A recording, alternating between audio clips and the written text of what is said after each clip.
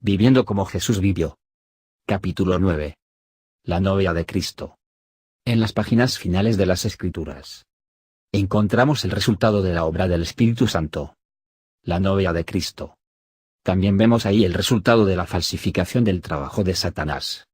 La iglesia remera. Juan dice: vi la ciudad santa, la nueva Jerusalén, hermosa como una novia, descendiendo de Dios. Se llenó con la gloria de Dios. Y brilló como una joya preciosa, cristalina como el jaspe. Apocalipsis 21, 2. Apocalipsis 21, 10 y 11, versión TLB. Antes de ver esta visión de la novia de Cristo, a Juan se le dio una visión de la ramera, la adúltera espiritual, que decía amar a Dios, pero en realidad amaba este mundo. Oh almas adúlteras, ¿no sabéis que la amistad del mundo es enemistad hacia Dios? Por tanto, el que quiere ser amigo del mundo se constituye enemigo de Dios. Santiago 4, 4. Es un cristianismo falso, que tiene una forma de piedad, con exactitud en la doctrina, pero no tiene poder.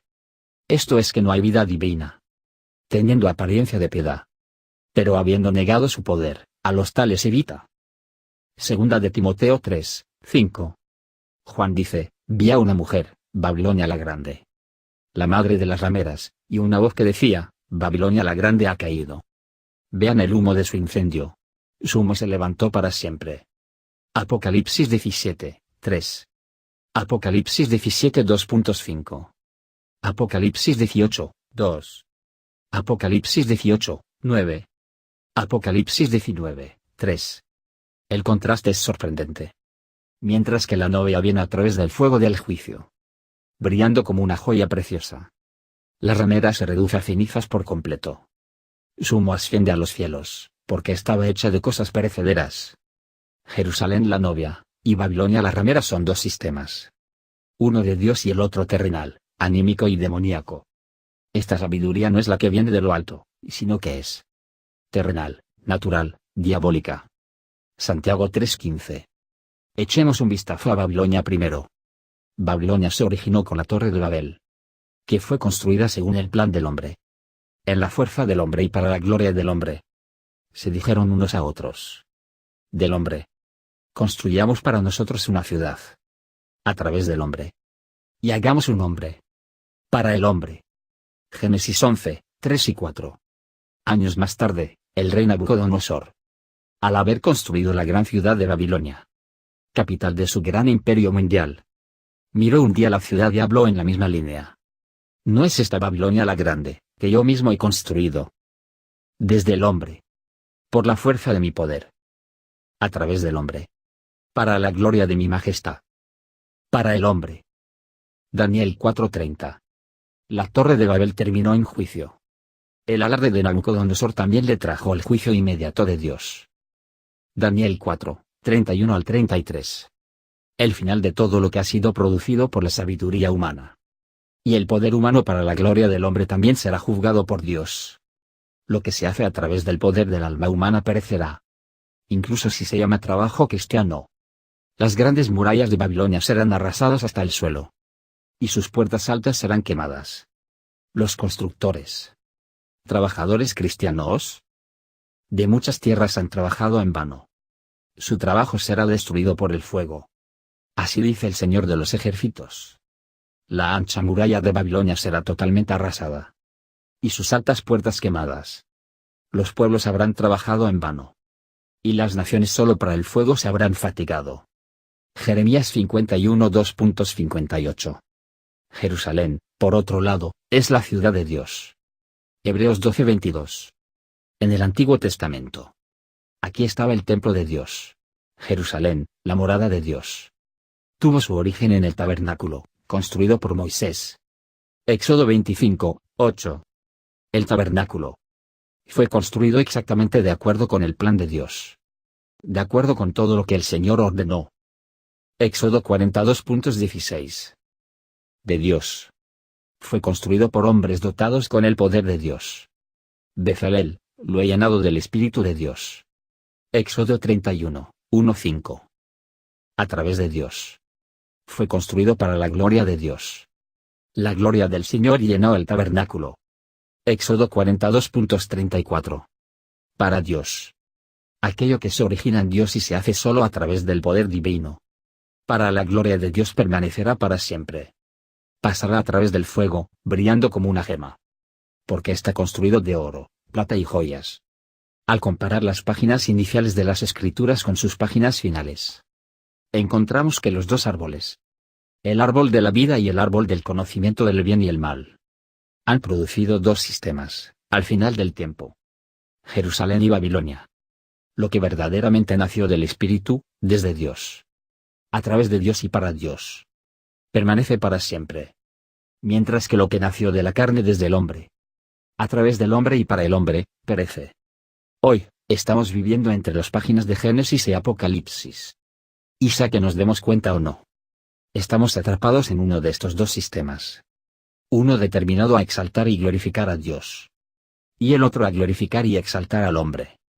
Uno siguiendo a Cristo y el otro siguiendo a Adán. Uno que vive en el Espíritu y el otro que vive en la carne y el alma.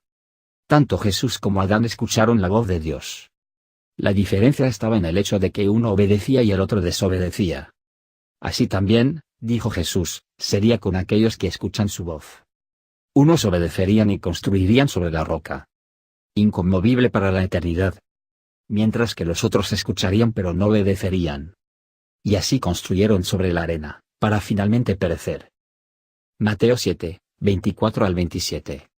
Estas dos casas de las que Jesús habló son Jerusalén y Babilonia. Hay quienes hoy están verdaderamente justificados por la fe. Y entran en el nuevo pacto, sellados por la sangre de Jesús. Y siguen a Jesús en una vida de obediencia a la voluntad de Dios.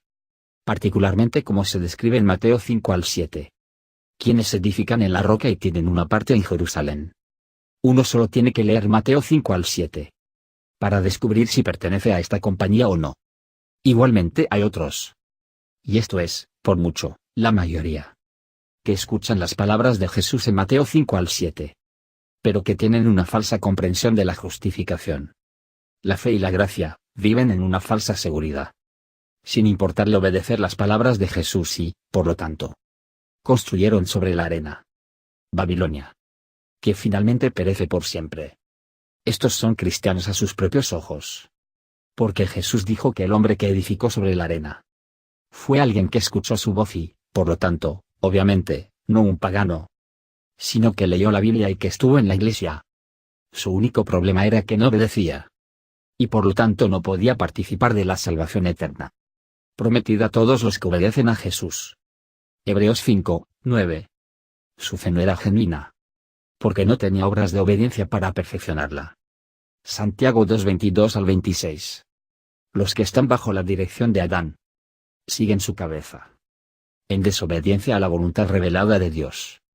Pero Satanás los persuade de que ellos no morirán. Génesis 3, 4. Porque afirman haber aceptado a Cristo. Por lo tanto, viven en una falsa seguridad en Babilonia. Igualmente, aquellos bajo la dirección de Cristo son identificados por el hecho de que caminan como Jesús caminó. Primera de Juan 2, 6. En obediencia a la voluntad de Dios. Estos son los hermanos y hermanas de Cristo. Porque cualquiera que hace la voluntad de mi Padre que está en los cielos. Jesús dice: ese es mi hermano y mi hermana y mi madre. Mateo 12:50, y son parte de Jerusalén. Lo interesante de la parábola que Jesús habló al final de Mateo 5 al 7. Es que tanto la casa del sabio como la casa del necio se mantuvieron durante algún tiempo. Ya que tanto Babilonia como Jerusalén están parados hoy. Hasta que llegaron las lluvias y el diluvio. Mientras que el hombre necio solo estaba preocupado por la apariencia externa de la casa. El testimonio ante los hombres. El hombre sabio estaba más preocupado por el cimiento principalmente. La vida oculta en el corazón, delante del rostro de Dios. Pero cuando llegaron las inundaciones y las lluvias, el juicio de Dios, fue el cimiento lo que primero se probó. Por el momento ha llegado de que el juicio comience con la casa de Dios. ¿Y si comienza con nosotros? ¿Cuál será el destino de aquellos que desobedecen las buenas nuevas de parte de Dios? ¿Y si el justo se salva con dificultad? ¿Qué posibilidad tienen los impíos y pecadores? 1 Pedro 4, 17 y 18.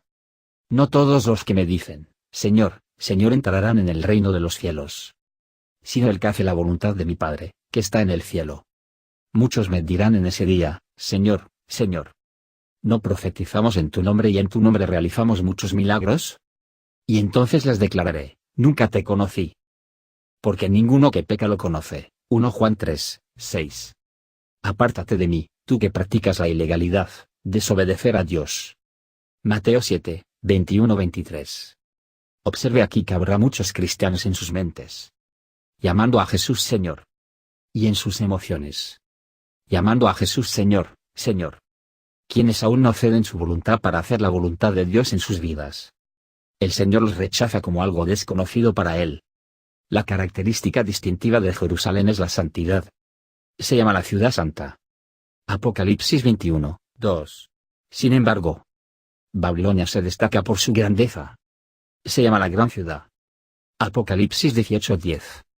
Se llama grande, 11 veces en Apocalipsis. Aquellos que viven en verdadera santidad, en obediencia a Dios, y han participado de la naturaleza de Cristo por gracia mediante la fe, están edificados juntamente en Jerusalén. Mientras que aquellos que buscan la grandeza aquí en la tierra, el testimonio y el honor de los hombres, están edificados en Babilonia. Y oí otra voz del cielo que decía, salid de ella, pueblo mío, para que no participéis de sus pecados y para que no recibáis de sus plagas. Apocalipsis 18, 4. Durante 2000 años, el llamado ha venido al pueblo de Dios. Sal de ella mi pueblo. De Babilonia. No tomes parte en sus pecados, o serás castigado con ella. La llamada es aún más urgente hoy, cuando nos acercamos al fin de la era. Es verdaderamente lamentable que hasta el pueblo de Dios pueda mezclarse con Babilonia, y así compartir su castigo. Si no tienen en cuenta este llamado de Dios que es tan claro, haber mantenido una doctrina evangélica, o haber tomado una decisión para Cristo no ayudará a nadie en ese día. Si no han vivido una vida que corresponde a la verdadera doctrina, o llevar obras de obediencia que son las marcas que identifican una fe genuina. Cuán intenso era el deseo de Dios cuando hizo al hombre a su propia imagen para que el hombre participe de la naturaleza divina y manifieste su gloria. Y cuando cayó el hombre, cuán grande era el precio que Dios estaba dispuesto a pagar, enviando a su propio Hijo en la semejanza de carne pecaminosa, y como una ofrenda por el pecado, condenando el pecado en la carne. Romanos 8, 3. Para que se pueda hacer un camino por el cual el hombre pueda ser restaurado y llevado nuevamente al lugar donde podría volver a cumplir el propósito divino. El Padre, el Hijo y el Espíritu Santo están todos involucrados en este trabajo de redimir al hombre y transformarlo. Y aunque muchos hombres y mujeres en su necedad no responderán a Dios, aunque el propósito divino se cumplirá en un remanente, los pocos que encuentran el camino angosto de la vida, que se somete a Dios, como lo hizo Jesús y por medio de quien la gloria de Dios se manifestará, no solo aquí en el tiempo, sino también en los siglos por la eternidad, cuando Dios mostrará a través de ellos las incomparables riquezas de su gracia, para los que fueron hechos partícipes por medio de Cristo Jesús. A Él sea toda la gloria, ahora y para siempre. El que tiene oídos para oír, que oiga.